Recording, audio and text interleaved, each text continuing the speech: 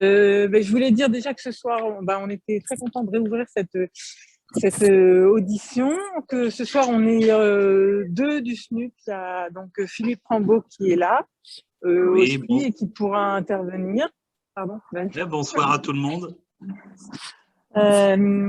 Voilà. Et moi, Florence Brony, donc présidente du SNUP, et Philippe, administrateur.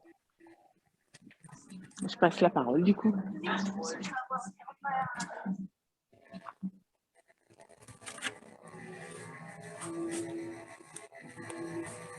Éléonore, du coup, tu es là?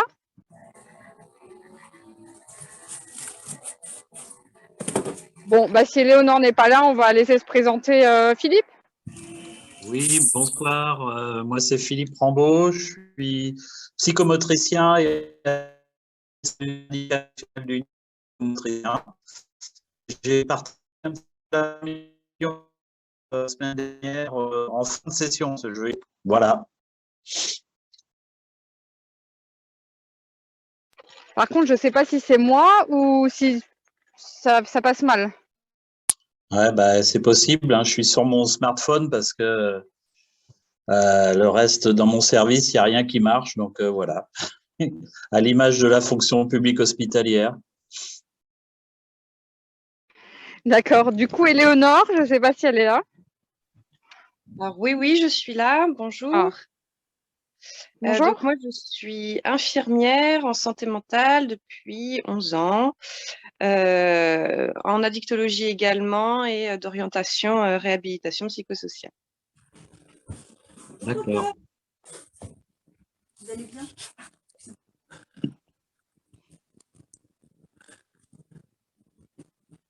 C'est moi qui ai interrompu tout le monde, c'est ça? Bon, j'espère que ce qui anime cette audition. Hein. Bon, c'est les infirmières ici, elles sont bien élevées. Il y a le docteur qui arrive, alors on dit bonjour, tout ça. Voilà, c'est pour ça. Qui c'est qui va commencer? En fait, c'est la suite de la session de la dernière fois. Je ne sais pas sur quoi vous vouliez embrayer Éléonore et Florence, mais on vous laisse un peu mettre. Hein. Okay. Florence, est-ce que tu veux commencer? Moi, j'aurais bien... je sais pas. Philippe, est-ce que toi, tu voulais rajouter des points? Parce que la dernière fois, tu avais assisté à l'audition et tu étais intervenu succinctement en fin d'audition. Est-ce que tu veux reprendre aujourd'hui ou je lance les idées là qu'on a en tête? Vas-y, lance les idées, on les reprendra au vol. Vas-y. Voilà. Il y a deux idées importantes pour moi qui sont d'une part la question de la formation qu'on a abordée de façon très succincte la dernière fois. La formation autant, on va dire, des personnels qui peuvent être amenés à encadrer ou à être confrontés aux situations de pathologie mentale et qui devraient être formés à ça. Et puis, à la situation de la formation des professionnels même de santé à la santé mentale et aux troubles psychiatriques, parce que ça fait vraiment partie, on va dire, de l'accompagnement du soin qui est très souvent peu, voire pas vraiment transmis au cours des formations initiales. Deuxième point, et puis je vous laisserai attraper tout au vol, la question de combien ça coûte la santé mentale en France et combien ça pourrait rapporter si on soignait mieux les gens. Voilà. Et je vous laisse peut-être embrayer là-dessus. Bon. C'est toujours un peu compliqué de démarrer. On avait déjà dit beaucoup de choses et entendu beaucoup de choses la semaine dernière, mais on n'a jamais fini sur le sujet, c'est sûr. Par rapport à la formation, moi, avec ma vieille expérience, moi je suis un peu en fin de carrière hein, plutôt qu'en début, c'est surtout autour de la formation des jeunes infirmiers qui arrivent dans mon secteur de pédopsie, hein, pour dire les choses, et qui arrivent vraiment sans formation, voilà, qui se prennent en pleine tête tous les problèmes des enfants en hospice et tout ça. Et il y a sûrement à creuser sur la formation infirmière pour préparer surtout à l'arrivée en psychiatrie. C'est vraiment... il y a beaucoup de gens qui arrivent avec plein de bonne volonté, hein, mais ça suffit pas. Quand on est confronté avec des malades violents, des problématiques épouvantables familiales et tout, enfin, on peut faire le détail, mais bon, on y passerait énormément de temps. Mais c'est surtout la confrontation des premiers moments d'arrivée dans les services avec des gens qui sont pas préparés, qui sont pas formés, tout simplement. Hein. Donc quand le service est à peu près au fait de toutes ces choses-là, on peut engager le dialogue, discuter avec eux, former, mais déjà ça prend beaucoup de temps et puis c'est souvent un peu tard. Hein. On a des gens qui repartent en courant hein, après des premières expériences très traumatisantes et qui disent bah non c'est pas pour moi et voilà. Donc ça fait partie aussi de l'attractivité hein, dont on parle tant en ce moment. Voilà, sur ce point, un petit peu, quelques idées. Alors ça, je rebondis du coup parce qu'on en a parlé à midi et dans un tout autre cadre qui est le bloc opératoire et après il y a une digression au niveau des services aussi hein. Et c'est ce qui a été pointé du doigt déjà, c'était finalement quand on sort de l'école, quand on est infirmière, quand on sort d'école, on manque d'expérience aujourd'hui, on a plutôt une vision théorique des choses, mais le côté très pratique, voire la partie je suis passé dans un service de psychiatrie ou de pédopsychiatrie est totalement enfin il y en a sûrement très peu finalement qui touchent du doigt ce que c'est pendant leurs études et du coup ça peut faire effectivement un grand choc et dans l'attractivité il y avait cette discussion de dire est-ce qu'il faut bien goûter à tout pour avoir des révélations justement parce que ça peut aussi créer des motivations et des envies qui étaient complètement inconnues. Quand on ne connaît pas quelque chose, c'est difficile d'imaginer si on va s'y sentir bien ou pas. Et à l'inverse aussi, bien sûr, de se dire « Ouh là là, ça c'est pas pour moi, j'essaye même pas ». C'est le sentiment que vous avez vous aussi dans le service, visiblement. Ah bah tout à fait, oui, c'est exactement ça. Hein. Et puis moi, ça se reproduit très régulièrement. Oui, vas-y. Pardon. En fait, je pense qu'on pointe sur des transformations importantes hein, de la représentation des métiers, entre autres, et de leur construction. C'est-à-dire qu'on sort vraiment de l'idée de vocation pour en arriver à des métiers. Voilà, quand on dit, on peut aussi rencontrer des publics qu'on n'aurait pas imaginé être, entre guillemets, attractifs parce que ça nous parle, parce que la psychiatrie, c'est dur et on est face à beaucoup de choses, mais c'est aussi un soin où on est très souvent dans en train de parler de la condition humaine, en fait, de la condition d'homme, de femme, et qu'on repart de ce fondement-là, commence à s'accrocher chez les gens, cette sensation d'être. Et du coup, ça a quelque chose d'extrêmement puissant, en fait, pour les soignants qui y sont, de repartir d'un essentiel. Mais c'est plus ça qu'on voit, parce que ce qu'on voit, c'est le rapport à la violence, en fait, parce que le soin peut nous emmener sur des terrains où il y a beaucoup de violence, à ce qu'on assiste, ce dont on assiste, ce dont on est victime, dont on se sent parfois aussi très fragilisé hein, dans ce qu'on arrive à construire. Donc tout ça, bon voilà. Et quand on dit, on appelle à la formation, c'est qu'on appelle à sortir de cette idée de la vocation et que nos métiers, on les ferait parce qu'on a une bonté d'âme éventuellement peut-être plus généreuse que d'autres. C'est pas ça. C'est d'abord économique et puis aussi pour y trouver d'autres intérêts. Ouais. Je suis tout à fait d'accord avec toi, Florence, en ce qui concerne cette idée l'état des services aujourd'hui en psychiatrie, elle est de toute façon pas attractive du tout. Et je ne sais pas trop de quoi, je vois pas trop, je suis pas vraiment renseignée sur la formation infirmière aujourd'hui. En tout cas, en ce qui me concerne, moi j'étais donc de l'ancienne réforme avant la dernière réforme 2012 là, où là c'était vraiment complet, enfin suffisamment complet, où personnellement j'y ai trouvé mon compte et de toute façon je savais que je voulais travailler en psychiatrie à cette époque-là. C'était très très intéressant et quand je suis arrivée dans les services, je rencontrais également les anciennes infirmières, encore la réforme d'avant, qui étaient, elles, infirmières psychiatriques, avec le diplôme de psychiatrie. Et ça, mais c'était un trésor quand je tombais avec des infirmières comme ça. Là, honnêtement, il n'y avait pas meilleure formation. Même si la santé mentale a beaucoup évolué depuis, c'était très, très enrichissant. L'accompagnement qu'elles avaient, la vision du soin, la vision du patient qui n'était quand même pas la même, rien qu'à mon époque. C'est devenu très, très médical, hein, en fait, et tout était très médicalisé. Et aujourd'hui, je ne suis pas assez renseignée pour savoir ce qu'il en est. En tout cas, ces anciennes infirmières, maintenant, elles ont l'âge d'être en retraite, il n'y en a pratiquement plus. Donc, il n'y a plus cette transmission non plus.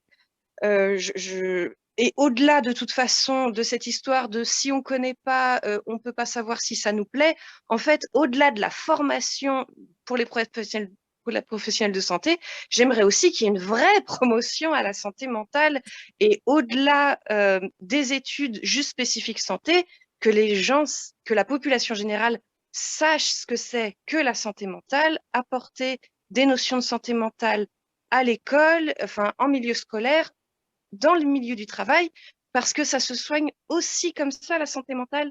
C'est pas moi je vais bien, je suis normale, la santé mentale, ils sont pas normaux, ils sont malades, ils sont enfermés dans les hôpitaux. Ça fait pas partie de la réalité. C'est pas comme ça que ça se passe aujourd'hui. Et ça, c'est quoi? C'est une démarche on va mettre quoi dans la prévention?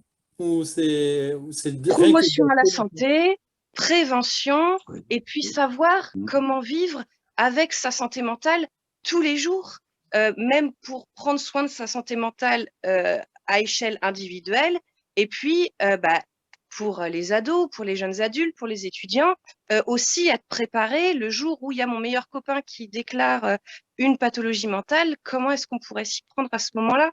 Et ça fait vraiment partie de la réalité. Moi, en ce qui me concerne…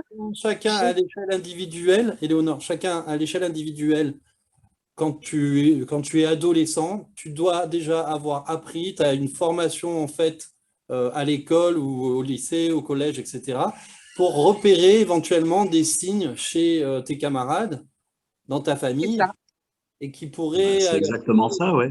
Tout à fait d'accord avec ça. C'est ça le soin. C'est exactement soin. Sauf qu'on est peut-être déjà pas assez nombreux pour soigner ceux qui sont déjà très malades.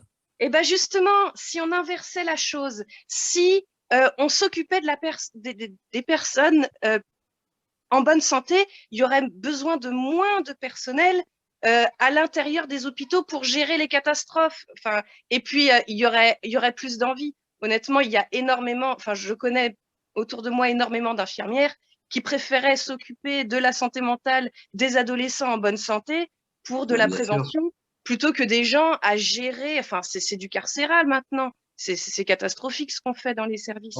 Et c'est pas du soin. Oui, on est de plus en plus dans une clinique de la catastrophe, comme tu le dis très bien, Éléonore. On ne traite, enfin, on arrive à voir les gens, les enfants, en ce qui me concerne, je travaille avec des enfants, que quand le stade de catastrophe, il est déjà dépassé. Donc, si on compare avec je sais pas, un problème cardio, bon, si on le traite à temps, on peut s'en remettre. Si on attend l'infarctus, voilà, on va au triple pontage. Enfin, je n'y connais pas grand-chose, mais enfin, vous voyez un peu le tableau, quoi. En psychiatrie, ça devient ça. On ne traite plus que l'urgence. Et quand la catastrophe, elle est arrivée, avec tout ce que ça comporte comme catastrophe collatérale dans la famille, dans la fratrie, voilà, les grands-parents qui s'en mêlent et tout ça. Enfin, c'est un séisme hein, quand il y a quelque chose. Et c'est vrai que si on ne prend pas ça en amont, bien en amont de tout ça, on n'y arrivera pas. Hein. Ça, c'est clair. Donc, et même pour le rétablissement de la personne, en fait, c'est affreux d'avoir une schizophrénie. Si je prends l'exemple de la schizophrénie, c'est horrible. Tous les symptômes, ils sont invivables. Et pourtant, c'est pas de ça que les patients se plaignent le plus. C'est du regard de l'autre. C'est d'être mis de côté. C'est d'être étiqueté comme un fou, comme un pas normal. Si déjà on pouvait être éduqué à la santé mentale, si toute la population pouvait être éduquée à la santé mentale, ça serait beaucoup plus simple, nous, en tant que professionnels, de pouvoir accompagner le rétablissement du patient. Ok, alors qui le fait cette éducation à la santé mentale alors? Si on part, allez, là, les élections arrivent, on met en place le programme, comment on fait? Professionnels de santé libéraux, je trouve que c'est pas mal déjà. C'est qui les professionnels? Vous appelez qui professionnels de santé libéraux? Par exemple, une infirmière libérale, si elle pouvait avoir une nomenclature spécifique prévention, éducation à la santé mentale en milieu scolaire et en milieu professionnel, ce serait top. Je ne sais pas, les psychomotriciens, comment ça se passe pour le statut libéral, s'il y a des remboursements? Oh bah non, justement, ça c'est un de nos problèmes. On n'a toujours pas de nomenclature de sécurité sociale. Donc, bon, il y a des installations libérales qui se font de plus en plus, mais bon, voilà, ça limite l'accès aux soins. Bah, ça, on en parlera peut-être demain. On a un truc sur l'accès aux soins demain midi. Mais pour nous, ça limite l'accès aux soins. Hein, et puis, ça fait que ceux qui peuvent payer des séances en libéral, ils peuvent y aller. Ceux qui ne peuvent pas, et ben, ils vont sur les files d'attente d'1 an des CMP, par exemple. Mais peut-être qu'on peut imaginer, ouais, tout à fait, mais peut-être qu'on peut imaginer par exemple des unités infirmiers, psychomotes, orthophonistes qui circuleraient comme ça sur les formations d'un ensemble de formations en France, les instituts, les pompiers, la justice, et qu'il y ait des unités comme ça on va dire, présentation de ce que c'est que la santé mentale, la symptomatologie, les outils pour y faire face, comprendre, y répondre le moment venu, ou en tout cas, et que déjà construire ce genre d'unité, les faire circuler sur l'ensemble de formations professionnelles, ça permettrait déjà de mieux communiquer et de un peu désacraliser le comportement déviant, quoi. En fait, le problème, c'est le rapport au comportement déviant qui est tout de suite stigmatisé socialement et sur lequel on peut… alors, il y a des études qui montrent comment, par exemple, les représentations de l'autisme ont évolué et ont permis, on va dire, que ça soit pris en charge autrement. C'est-à-dire qu'il y a eu depuis 10 ans, dans les médias, dans le 7e art, une présentation de personnages avec un comportement déviant, mais qui serait, on va dire, vertueux, quoi. Bon, voilà, il y a aussi cet aspect de comment on peut aider par des supports culturels, des supports de médiatisation, à une meilleure compréhension par la population de la situation de certaines personnes, quoi. Quid des infirmières d'éducation nationale, parce que finalement, vous ne les mettez pas dans la boucle, alors qu'on peut imaginer qu'au niveau, du lycée, là, il se passe quand même pas mal de problèmes. Bien sûr, mais elles sont devenues tellement rares qu'on finit par les oublier. Elles sont rares et elles ont énormément de missions. Du coup, limite, il en faudrait une pour tout ce qui est dépistage, prévention, et puis une santé mentale, quoi.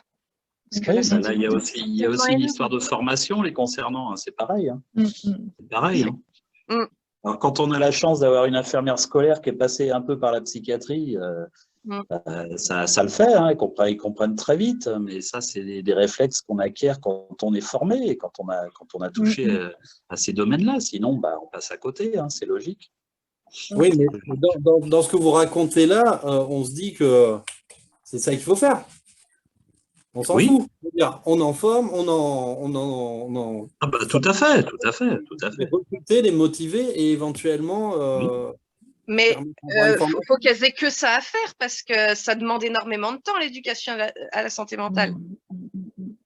Oui, mais non, je pense je pense que si tu as que ça, alors soit c'est vraiment quelque chose qui est unique et c'est une infirmière effectivement de santé mentale, soit ça lui permet, comme on veut éduquer la population à reconnaître les problèmes de santé mentale autour de soi, l'infirmière elle a cette formation-là aussi, et éventuellement, elle peut faire ce type de comme le reste, parce que finalement, tu peux venir en disant que tu as mal au ventre une fois, 2 fois, 3 fois, et après te rendre compte qu'il y a de l'inceste à la maison ou je ne sais pas quoi, et ben ça, il va y avoir quelque chose qui se passe, et du coup, après, elle va peut-être du coup avoir des circuits, et c'est peut-être ça aussi qu'il faut voir derrière, quels sont les circuits qui vont pouvoir récupérer l'enfant qui sera en souffrance, quoi.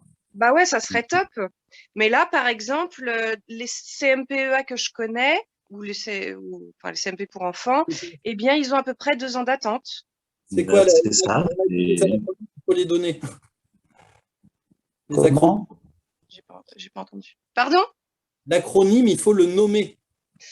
Centre médico-psychologique enfants et adolescents. D'accord. Sinon, il y a les CMPP, centres médico-psychologiques, pédagogiques. Et donc, c'est 2 ans d'attente et ils prennent les plus jeunes. Voilà. Et ça, c'est en ville.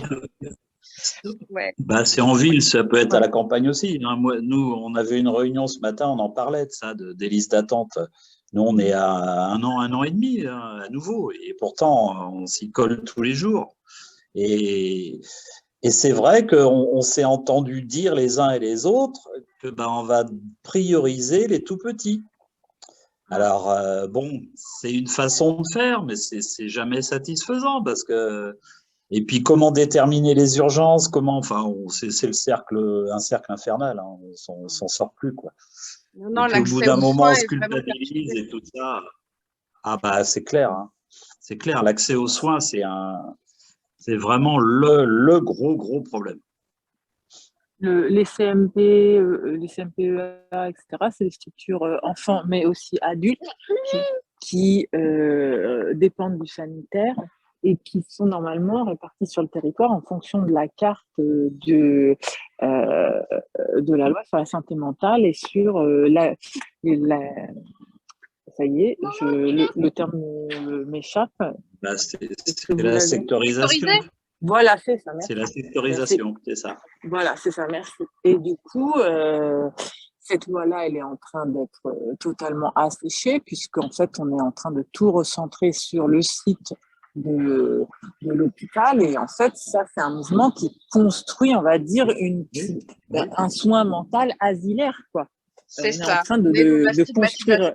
Voilà. Et en plus, de construire. Oui. Oui. Ça répond à quelle logique de tout reconcentrer à l'hôpital? C'est pratique. C'est le côté pratique, oui. C'est le côté, voilà, on n'a pas assez de personnes. Si on concentre à l'hôpital, on en a plus sous la main, voilà. Et puis la santé mentale au plus près des gens, dans les campagnes et tout ça, ça passe quand il reste du personnel. C'est à peu près ça. Et qu'on soit clair, s'il y a autant d'attentes, c'est pas parce qu'il n'y a pas d'infirmiers ou qu'il n'y a pas de professionnels de santé, hein. C'est parce que ils recrutent pas. Enfin, c'est comme ça. Il y a tant de besoins et enfin, je sais pas. Autour de moi, j'en connaîtrais plein qui voudraient travailler là-dedans. Mais non, il n'y a pas de place là. Hein. Bien sûr, bien sûr. Et puis il n'y a pas que le problème du personnel paramédical. Il y a le problème du personnel médical. Il y a des CMP en France qui fonctionnent sans médecin. Et c'est pas rare. Hein. Donc, là, il y a un sacré problème à tout niveau, au niveau de l'équipe, au niveau du pluridisciplinaire, au niveau des prescriptions déjà. Hein. Travailler sans prescription, c'est limite. Hein. Donc, il y a des déserts médicaux dans la psychiatrie et dans la pédopsie, hein, c'est clair. Et au niveau complications également, parce qu'il y a énormément de pathologies psychiatriques qui n'émergeraient pas si on avait pris les premiers symptômes dès le départ. Il y aurait plein de maladies qui ne se seraient pas déclarées telles quelles si on l'avait pris en charge dès les premiers symptômes. Mais les premiers symptômes, si on a 2 ans d'attente, c'est mort. Donc, on est sûr de soigner des complications déjà. On ne soigne pas une plaie ouverte, on soigne une gangrène. Là. C'est clair, c'est comme ce que je disais tout à l'heure, on est dans la clinique de la catastrophe tout le temps. La catastrophe humaine. Et j'aimerais que on sache et qu'on se rende compte que tout ça, c'est non seulement humainement insupportable pour les personnes qui travaillent là-dedans, hein, clairement, mais il y a aussi le problème de, comment dire, mais rien que économique du pays. On transforme les gens en situation de handicap parce qu'on n'a pas pris leur pathologie à temps. Et ça, ça fait un effet domino derrière sur toute la société. Je pense à la famille, je pense à l'économie de la santé, évidemment, mais je pense aussi à l'économie de tout le pays, du travail. C'est des personnes qui ne pourront pas travailler en milieu ordinaire. Et ça serait très, très intéressant de pouvoir faire un rapport là-dessus, par exemple, de se rendre compte à quel point la santé mentale coûte cher au pays telle qu'elle est aujourd'hui. Alors que si il y avait un investissement sur la prévention, on pourrait faire des vraies économies et on pourrait sortir les patients de l'hôpital. Enfin, tout le monde serait gagnant, mais qu'est-ce qu'on attend, quoi? La question de la prévention est essentielle, hein. Normalement, la prévention fait partie de la psychiatrie, de la pédopsie, mais c'est ce qu'on oublie le plus souvent. On n'a plus le temps ni les moyens de faire de la prévention. Et comme tu dis, le coût, il est énorme. Il est énorme, hein. Dans tout, si on pouvait chiffrer, je ne sais pas comment on peut faire. Il faudrait trouver un super ordinateur qui puisse nous chiffrer tout ça, mais c'est des milliards dépensés en temps, en énergie, en circulation, et puis sans compter tous les dégâts psychiques, évidemment. Mais ça, c'est encore autre chose. Un résultat pitoyable, pour un résultat sur la santé qui fait pitié, vraiment, c'est minable. Alors, moi, je pense qu'il faudrait voir, il y a l'association de recherche en périnatalité qui a construit un modèle économique qui évalue les coûts pour le pays sans prise en charge en périnat. Il me semble que c'est ça. J'ai vu passer, enfin, j'ai été sur des échanges avec eux et il faudrait que je réouvre les dossiers que j'ai reçus, mais peut-être qu'eux, ils ont commencé à construire un modèle pour chiffrer combien ça rapporterait de faire de la santé mentale, quoi. Ah, c'est clair. Est-ce que vous avez regardé ce qui se passe à l'étranger? Là, on parle du système français que vous connaissez bien, vous êtes des acteurs de terrain, tout ça, et le collectif, il se nourrit de ça. Est-ce que vous avez pu regarder ce qui se passait chez les voisins? Alors déjà, avant d'aller regarder ailleurs qu'en France, ça serait intéressant de regarder ce qui se passe en France. Comme je disais la dernière fois, je viens du secteur 59G21 dans le nord de France, dans le 59, où là, ils font de la psychiatrie citoyenne qui existe depuis les années 80. Et là, quand j'y travaillais, on voyait déjà sur la population qu'il y avait certaines maladies qui ne se déclaraient plus. Les cas d'école, c'était plus le cas parce qu'il y avait une psychiatrie citoyenne au plus proche du domicile. Il y avait du brassage de population, il y avait une mixité dans la population.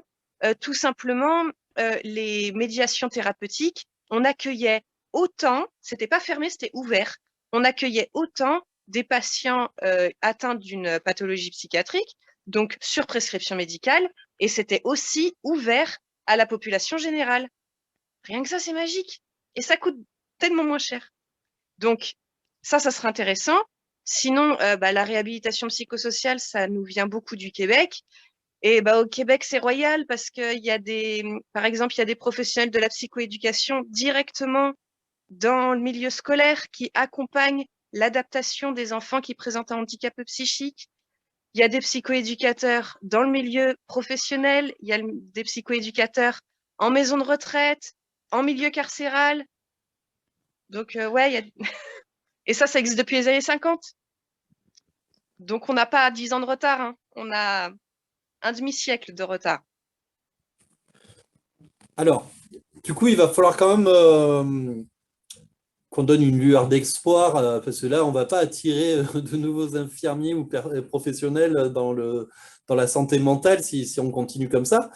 Comment Mais il ne faut pas transformer la réalité. Si on continue comme ça, on ne recrutera pas. Mais en même temps, ça, ce n'est pas de notre faute. C'est comme ça, c'est ainsi.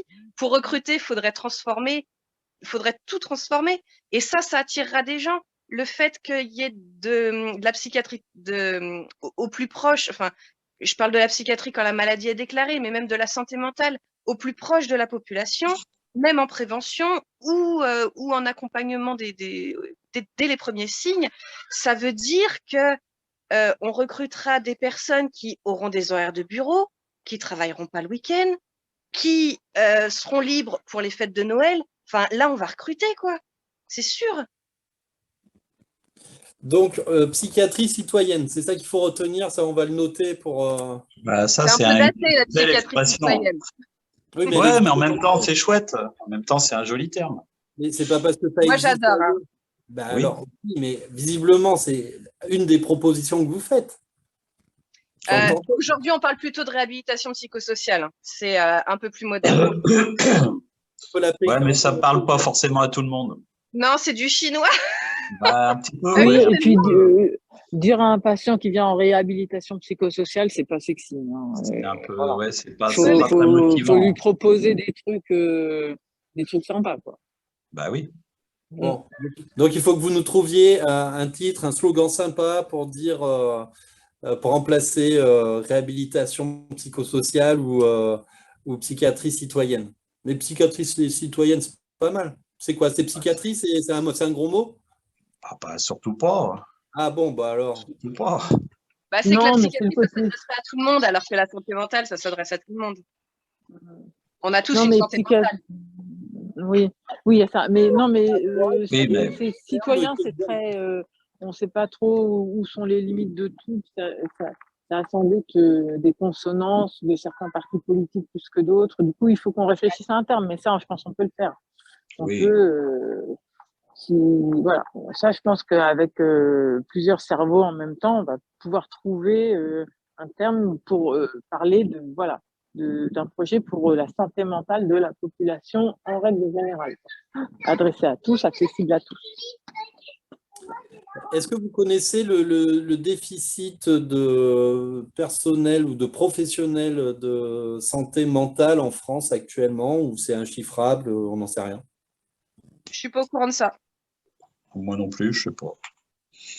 Je sais pas. Moi, j'ai pas envie de me déprimer plus. T'as pas envie Non, quoi? Le déficit, moi, par exemple, Il y a un moment, si tu n'as pas recruté, tu as un déficit. Clairement, il y a un moment où vous avez dit il y aurait des postes, bon, on ne les recrute pas parce qu'ils sont fermés, mais on voit bien que tout à l'heure, on parlait au niveau du lycée, où on pourrait multiplier comme des petits pains le nombre de professionnels formés à écouter les ados qui non, ont à les éduquer. Mais aussi à leur montrer à quel point ils ont du potentiel pour se maintenir en bonne santé eux-mêmes, que l'espoir vienne d'eux, l'émergence de compétences. Il faut quand même des gens pour leur expliquer ça et leur montrer. Bien sûr, mais ce n'est pas les ados qui se plaignent, c'est les professionnels de santé qui leur montrent à quel point chaque enfant est formidable. Et tu y crois ou pas? Ah bah c'est ce que je fais aujourd'hui, donc oui. C'est ce qu'on fait tous. Moi, quand je reçois des enfants, je me jette pas sur leurs symptômes. Je vais plutôt chercher leur potentialité, hein, et essayer de faire comprendre déjà à eux-mêmes qu'ils ont le potentiel de bien grandir et tout ça. S'ils sont, bien sûr, là, dans le cadre où je suis, ils ont besoin d'aide, mais c'est d'abord leur prouver qu'ils peuvent s'en sortir et ils peuvent grandir de façon harmonieuse. Pour peu qu'on leur en donne les moyens. Hein. Donc là, on revient à la formation des parents, des profs. Carrément. Bien sûr. En général, dans les clubs sportifs, des choses comme ça. Ah, mais carrément. Tout à fait. J'ai plein de patients qui ont été traumatisés par leurs profs parce qu'ils leur ont mal parlé. Hein. Ça serait bien, ouais. Ça serait chouette. Il y en a, ils ont fini chirurgien parce qu'un jour, il y a un prof qui leur a dit jamais tu y arriveras, quoi. Ouais. Ah oui, mais ça, c'est la motivation à l'envers qu'on appelle ça. Tu n'y arriveras jamais, donc on prouve qu'on y arrive. Mais bon, ça peut marcher. Mais souvent, la plupart du temps, ça écrase les gens, hein, quand même. Ouais, ça marche beaucoup mieux à l'envers, quand même. Quand on croit en quelqu'un, quand on a confiance en quelqu'un. Il faut une bonne santé mentale pour pouvoir entendre ce genre de choses, en fait. Il ne faut pas inverser les choses. Bien sûr. On Ah, en voilà. revient à la base, ouais. On oppose souvent un peu ce type d'éducation, on va dire anglo-saxonne, entre guillemets, là vous allez me tuer, mais c'est pas grave, versus notre éducation peut-être un peu plus rigide à la française. Parce que quand vous me dites, enfin, moi j'ai deux, trois amis là, de l'autre côté, là, au Canada et tout ça, et effectivement, c'est toujours super chouette ce que tu as fait, même quand c'est nul et tout. Tu as envie de dire, attends, là c'est quand même pas terrible, quoi. Et nous, en France, le premier truc, on dirait, bon, c'était pas top, faut que tu recommences, quoi. Donc vous allez faire l'inverse, vous allez dire, bon, c'était Ah oui, génial ce que tu as fait, la prochaine fois, on va faire encore mieux. C'est ça. Bah, bien sûr. Bien Ouais. sûr. Mais là, je pense qu'avant qu'on change toute cette mentalité-là, on a effectivement du boulot. Ouais. Ah, bah, ça, du boulot, on en a, oui, c'est sûr. Oui, du boulot, il y en a. Ça, il n'y a pas de souci, du boulot, il y en a. Ok. Moi, aujourd'hui, par exemple, je fais partie d'une association où on a un programme en santé mentale, où on parle des angoisses, de la schizophrénie, des syndromes de persécution, etc. Et ils adorent ça. Les ados, ils adorent ça. Ils adorent qu'on parle de leurs petits problèmes, des potentiels problèmes des copains et comment est-ce qu'ils pourraient trouver une place au milieu de tout ça et que bah ça sert à rien de se moquer et que c'est pas comme ça qu'on aide ses potes, quoi. Et ton association, elle intervient à quel endroit? En milieu scolaire, ouais. D'accord. Qui tout double, elle s'appelle. Comment elle s'appelle? Qui tout double. Qui Elle tout est soutenue par la MDA, le CHU, tout ça. Ok. Il est 40. Est-ce qu'on a déjà des questions dans la salle ou pas? C'est qui la modératrice ou modérateur? C'est comme d'habitude, je tombe toujours sur Christelle, moi. Non, je ne suis pas la modératrice, mais j'avais une question à poser. Ah, ok. On t'écoute, En fait, alors. dans un cadre perso de reprise d'études, j'ai eu la chance de faire un stage pendant 15 jours dans un centre soins-études.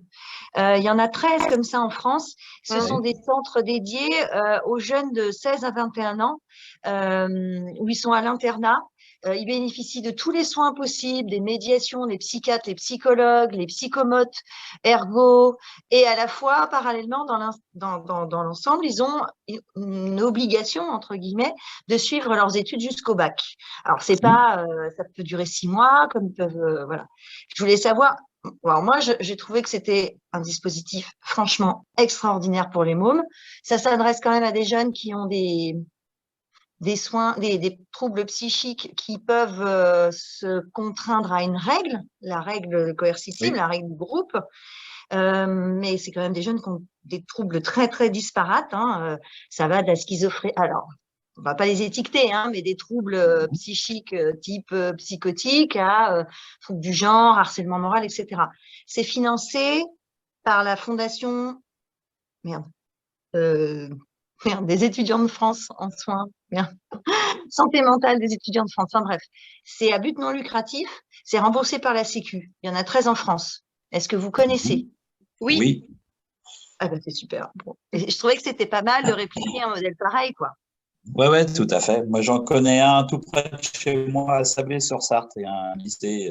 Ah ben, c'est là où j'étais. Comment? Ben, c'est là où j'étais, au centre Pierre Daguerre. D'accord. Eh ben, écoute, on envoie régulièrement des jeunes là-bas. Ah oui, je croyais qu'il était fermé. Tu me rassures, je croyais qu'il avait fermé depuis que Christelle Baldé était passée. Ouais, ils veulent que je revienne. Non, mais il est toujours en fonction ou il est fermé? Il me semblait qu'il était fermé depuis un mois. Il est en fonction, il y a juste un service qui a fermé par défaut de personnel soignant. Et c'est bien problématique de soignants, hein, j'entends, hein, pas de psychologues, de psychiatres, etc. Parce qu'il y a des infirmiers. Et moi, je me suis vraiment étonnée de ça. Et je pense, c'est mon avis, qu'on ne communique pas assez sur ce qui se passe dans ce genre de structure et qu'il y a beaucoup de soignants qui pourraient être intéressés, motivés, mais qui ne s'adonnent pas, en fait. On en revient toujours au même. Mais bon, je voulais savoir ce que vous en pensiez, vous, parce que c'est un cadre thérapeutique bien spécifique et qui donne d'excellents résultats. On est bien d'accord. On est bien d'accord. Alors, si ce n'était pas Christelle, la modératrice, c'était qui? ou le modérateur?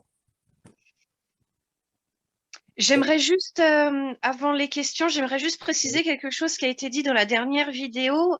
Arnaud avait repris comme quoi il manquait de fluidité dans la santé mentale entre l'hôpital, la famille, le milieu professionnel, etc. Je voulais juste préciser que c'est pas qu'il manque de fluidité, c'est que ça n'existe pas. On n'a aucun moyen aujourd'hui. Enfin, les infirmières libérales, par exemple, elles ont, mis à part donner des médicaments, elles ont 0 soin spécifique à la santé mentale. Vraiment, rien du tout. Donc, il n'existe pas une personne référente qui pourrait faire le lien avec tout le monde. Il existe des CMP, encore une fois, les places sont limitées, les places sont chères. Et quand c'est pour des maladies aiguës comme un burn-out, les personnes, ils passent par l'hospitalisation, ils sont lâchés dans la nature. La famille est au courant de rien, le médecin traitant, il fait ce qu'il peut, et puis au travail, il n'y a rien en fait. J'aimerais aussi qu'il existe quelque chose comme ça. Éléonore, je te rassure, ça c'est un gros chantier pour le prochain ministre de la Santé, justement, et président élu, parce que le dossier médical partagé, on en parle à toutes les auditions. Et c'est tout à fait. Essentiel. En santé mentale, au-delà d'un dossier, il faudrait une personne qui accompagne et qui réinsère. À la fin, on dit ça. On dit, tiens, de toute façon, il faut un coordinateur de ce dossier. C'est-à-dire que quand le patient va sortir, et même des fois, on avait dit en amont, savoir quel est le point de vue. Oui. Et ça existe partout, sauf en France, en santé mentale.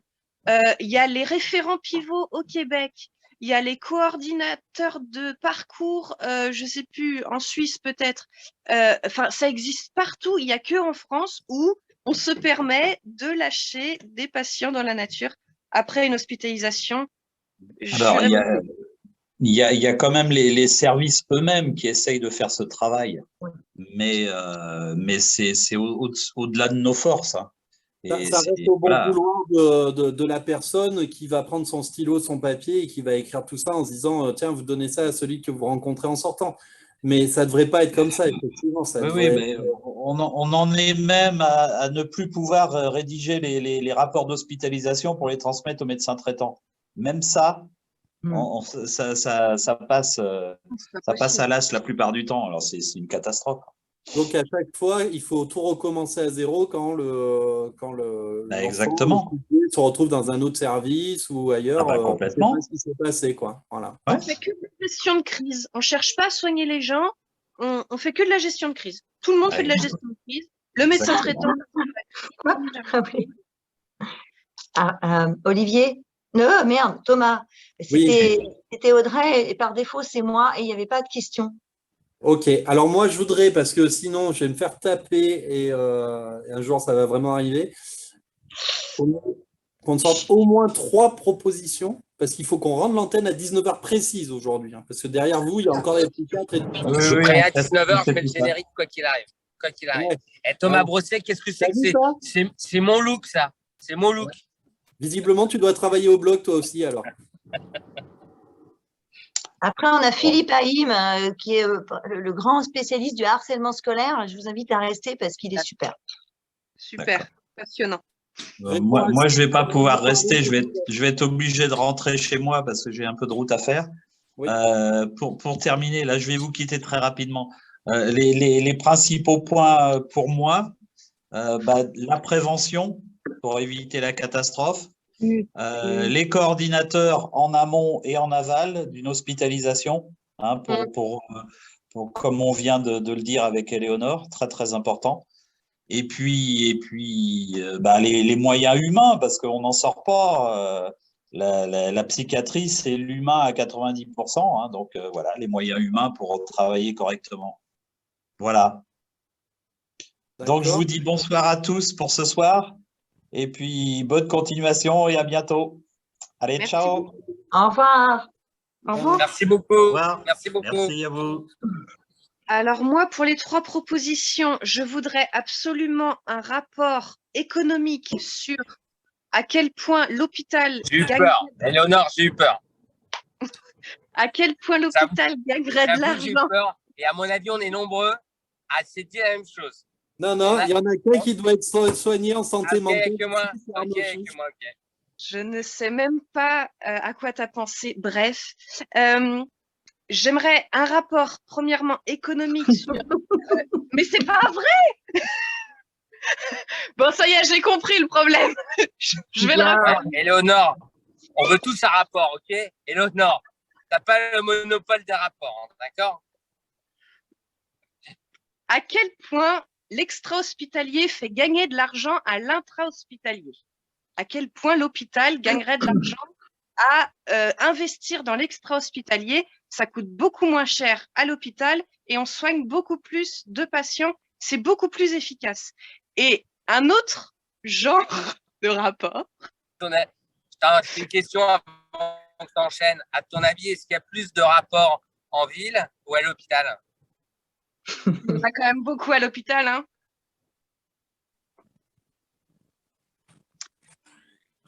C'était ça à l'hôpital. Hein. Un second rapport sur l'économie du pays. À quel point le pays gagnerait de l'argent à bien soigner ses patients. Et troisième solution, promotion à la santé mentale, promotion.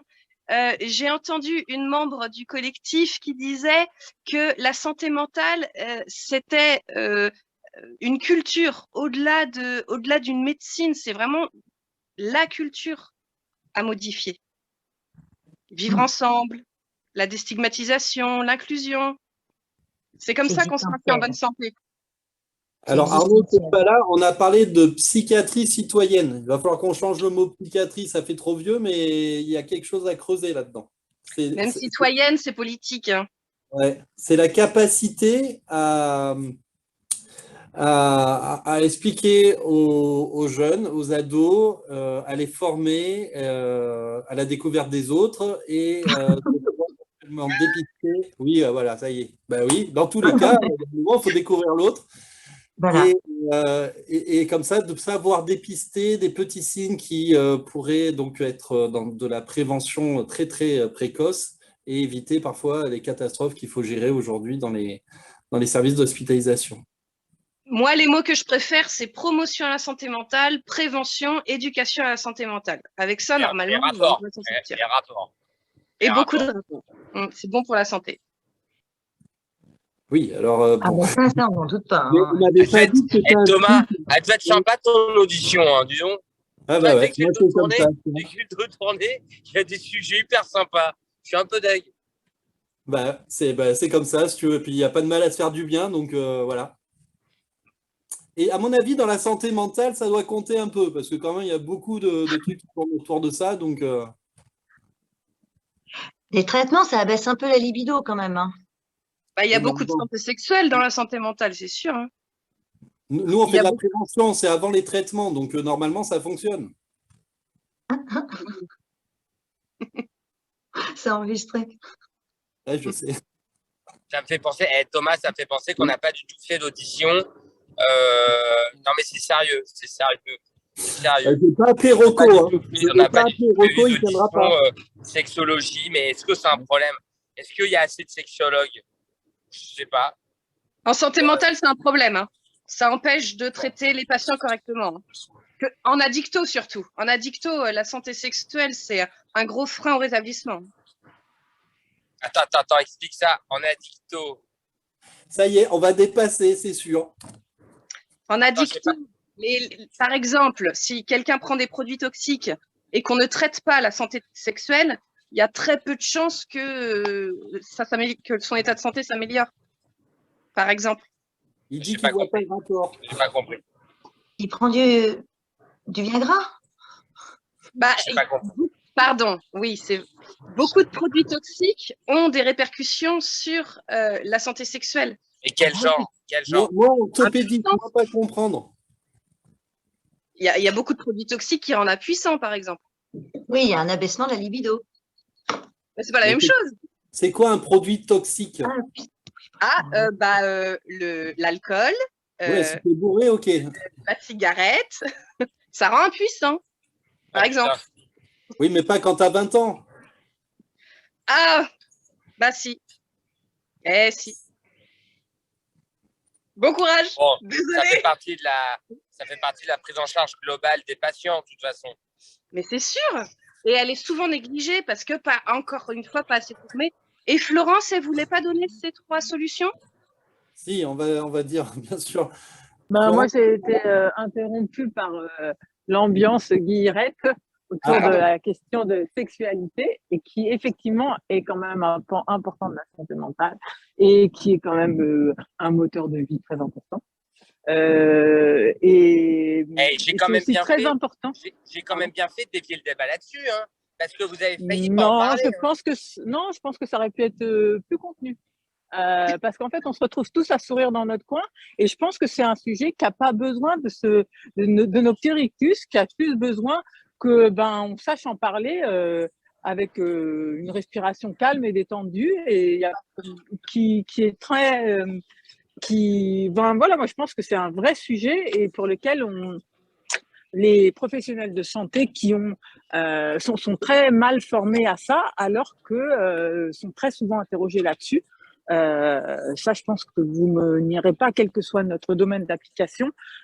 Finalement, on sent bien que y a un moment où la question, elle se pose pour le patient et où on n'a pas les outils pour qu'elle se pose entre nous avec le patient sur qu'il ose la déposer entre nous. Donc ça, c'est… Ça existe même pour les chirurgiens orthopédistes quand tu fais de la chirurgie de la hanche, c'est des questions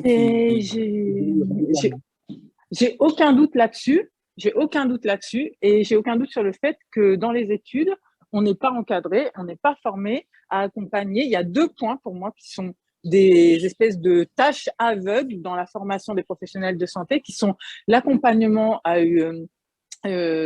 vivre une sexualité ou à déposer, comprendre, apporter des questions autour de la sexualité, de sa propre sexualité, du rapport au monde à travers ça, et la mort. Et pourtant, on est tout le temps là. Mais ces 2 points-là, pour moi, ce sont des tâches aveugles dans la formation des professionnels.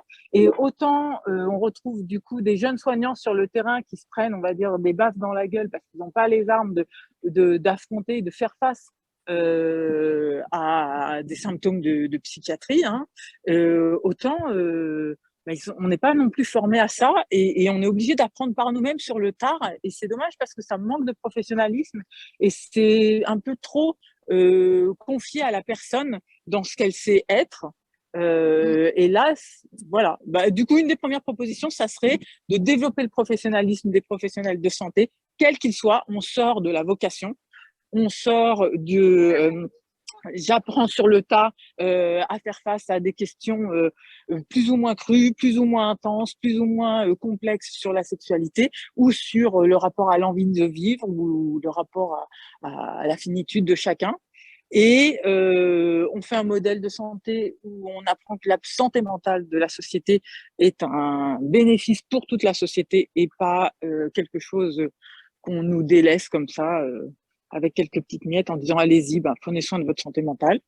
Voilà, 2 propositions. Et intégrer la 3e, dedans la formation. Voilà. C'est clair ou je me suis perdue en chemin? Je me suis pas perdue en chemin. Moi, je suis d'accord. Moi, je suis d'accord à titre personnel. Dès que je peux, j'en parle.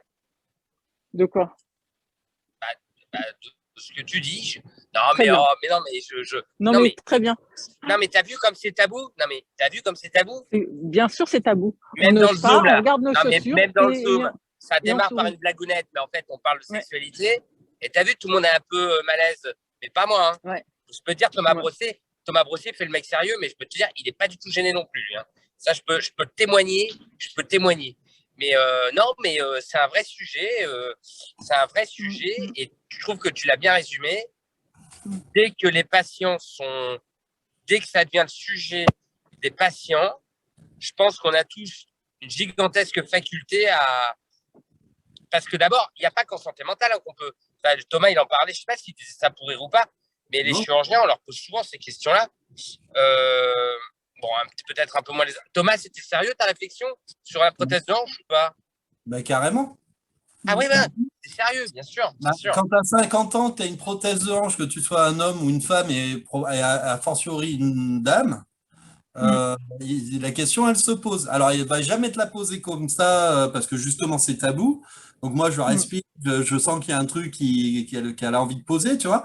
Et je lui dis, bah, vous savez, vous pouvez même monter à l'arrière d'une grosse moto. Alors, elle me regarde avec des gros yeux, tu vois. Je dis, grosse moto. Et là, elle commence à dire, ah, il va me parler d'un truc. Alors après, du coup, on peut y aller, on peut dire, oui, il n'y a pas de problème. Alors, le mari doit être fier. Il doit croire que la grosse moto, c'est lui. Ouais, non, souvent, lui, il a un temps de retard par rapport à. Ouais. Ouais. Lui, il doit penser au réservoir, c'est tout, je pense. Voilà. Il y a tous les autres qui sont rentrés en salle d'attente. Moi, je retiens un truc, c'est qu'il faut qu'on trouve un intitulé nickel à cette notion de prévention, formation de toute notre jeunesse en France à protéger ses copains au niveau de la santé mentale. Alors, je crois qu'il existe un PSSM ado, PSSM, premier secours en santé mentale pour les ados. Ah ouais? Ah ouais? Ça, c'est le début, là. Ça commence tout juste. Je ne sais même pas s'il existe déjà. C'était en projet. PSSM ado, ouais. Arnaud, j'ai une question. Monsieur Brossé, une synthèse, s'il vous plaît. Je viens de la faire. Non, Thomas, je t'ai entendu. Je te suspecte de faire ça juste parce que j'étais là. Et j'ai entendu que c'est pour les scribes, hein, Thomas. Non, c'est parce que tu sais, Thomas, pour écrire après le recueil, c'est quand même plus facile si le travail est un petit peu mâché. Non, c'est bien. J'ai entendu besoin de ressources. Toujours pareil. Hein. De toute façon, à chaque audition, on est là un peu le bec dans l'eau parce que c'est compliqué d'envisager quoi que ce soit. Tout à l'heure, je discutais avec Christelle du magazine Cali. Là, on commençait à réfléchir à l'article, à un article, le résumé des propositions. Et elle disait, est-ce qu'il manque de lits? Je disais, en fait, c'est même pas le problème. En fait, il manque de monde. On peut même pas se poser la question d'augmenter les lits. En l'occurrence, quand il manque du monde, quoi. Donc, en fait, c'est pareil. J'imagine qu'en santé mentale, en prévention, il y aurait plein de sujets. Ah, attends, j'ai dit un truc. Attendez, pendant que vous êtes encore là tous. Parce que là, santé mentale, il y a quand même un gros volet, un gros versant de prévention. C'est essentiellement ça, on a dit. Si tu fais de la prévention avant, tu ne vas pas soigner les complications graves. Et aujourd'hui, ils ne font que soigner la complication et la surcomplication, en fait. Bon, alors moi, je pense qu'il faut un ministère de la prévention. Tu sais, Thomas, on disait qu'il fallait qu'il y ait une branche. Parce que là, avec les auditions avec Olivier Thomas, tout ça, on avait dit qu'il fallait qu'au sein du ministère de la Santé, il y ait une branche prévention. Mais en fait, non, ça ne doit pas être dans le ministère de la Santé. Il faut un ministère de la prévention. C'est tellement grave. Et d'ailleurs, ça introduit bien la prochaine audition, moi je dis. Après le rapport, l'introduction, on est bien. Qui va être sur le harcèlement scolaire et la prévention du harcèlement scolaire.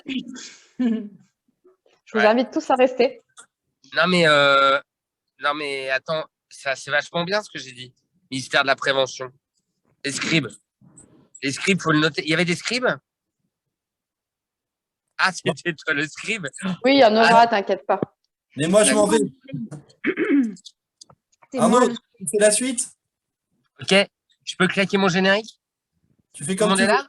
Moi, j'y vais. Merci à tous. Attends, merci à tous. C'était super intéressant comme d'habitude.